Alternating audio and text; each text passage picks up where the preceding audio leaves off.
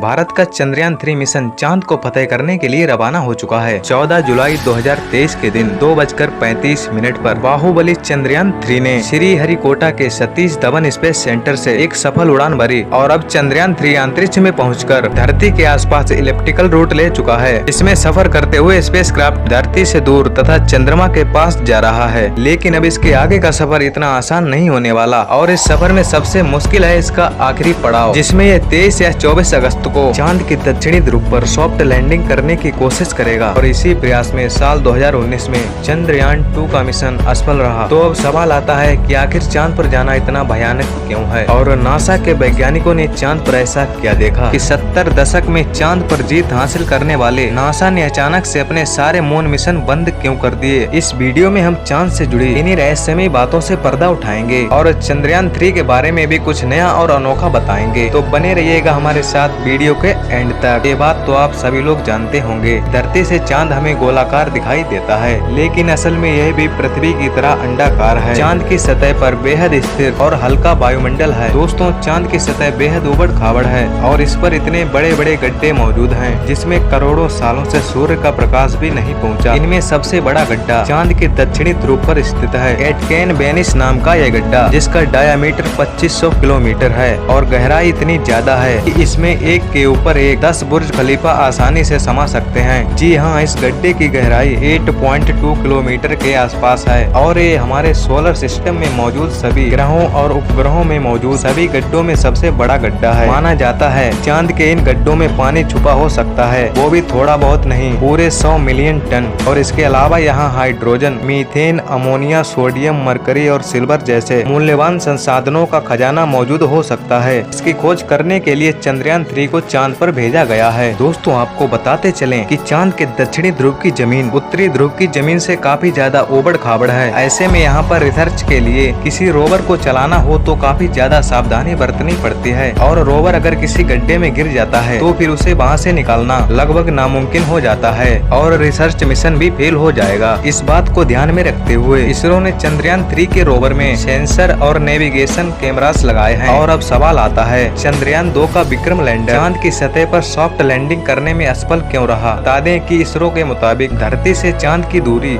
3,84,400 kilometre है। ऐसे में इतनी दूरी पर लैंडर से डीप स्पेस कम्युनिकेशन बनाए रखना काफी मुश्किल होता है, क्योंकि इतनी दूरी पर रेडियो सिग्नल वीक हो जाते हैं और एंटीना से बहुत ज्यादा नॉइज आता है। साथ ही अपनी कक्षीय गति यानी ऑर्बिटल मोशन की वजह से चांद लगातार अपनी पोजीशन बदलता रहता है। ऐसे में तय की गई लैंडिंग साइट में पहुंचने के लिए लैंडर को भी सही मोशन पकड़े रहना पड़ता है। इसके अलावा चांद पर पृथ्वी से कम ग्रेविटी है और बहुत पतला वातावरण है। साथ ही चांद के दक्षिणी ध्रुव में बड़े बड़े पत्थर और गड्ढे होने के साथ ही बहुत ज्यादा धूल उड़ती है और ये सभी रीजन किसी भी लैंडर को लैंडिंग करने में काफी ज्यादा चैलेंज देते हैं। और पिछली बार चंद्रमा की सतह से 2.1 किलोमीटर पर चंद्रयान 2 के लैंडर से इसरो का संपर्क टूट गया था और इनमें से किसी एक कारण की वजह से वह चांद की सतह पर क्रैश लैंडिंग करके तबाह हो गया था। लेकिन पिछली बार आई मुसीबत से सीख लेकर इसरो ने चंद्रयान 3 के लैंडर विक्रम को पहले से एडवांस और पावरफुल बनाया है। जैसे कि चंद्रयान 2 के विक्रम लैंडर में 5 थ्रस्टर थे, लेकिन चारों तरफ सही संतुलन बनाए रखने के लिए लैंडर में 4 बड़े और एडवांस थ्रस्टर लगाए गए हैं। और इस बार के विक्रम लैंडर में लेंस को बड़ा और मजबूत कर दिया गया है और साथ ही इसकी फ्यूल स्टोरेज कैपेसिटी को भी बढ़ाया गया है। वहीं इसमें लगे कम्युनिकेशन डिवाइस भी एडवांस और तकनीक का इस्तेमाल कर रहे हैं, जिससे ये इस बार लैंड कर इसरो से संपर्क न तोड़े। और इसकी लैंडिंग साइट यानी चंद्रमा पर उतारने की जगह को पहले से बढ़ा कर 4x2.4 किलोमीटर की लोकेशन को चुना गया है। और यदि सब कुछ प्लान के मुताबिक रहा तो 23 या 24 अगस्त के दिन विक्रम लैंडर को चांद की सतह पर लैंड करवा दिया जाएगा। दोस्तों, अगर इस बार चंद्रयान 3 का लैंडर चांद की सतह पर सॉफ्ट लैंडिंग करता है तो अमेरिका, रसिया और चीन के बाद भारत वो चौथा देश होगा जो चांद पर सॉफ्ट लैंडिंग करेगा। और साथ ही हमारा भारत देश वो पहला देश बनेगा जिसने चांद के सबसे भयानक हिस्से दक्षिणी ध्रुव पर लैंडिंग की है। तो दोस्तों, अगर आप भी हमारी तरह चाहते हैं कि भारतीय स्पेस एजेंसी इसरो को अपार सफलता मिले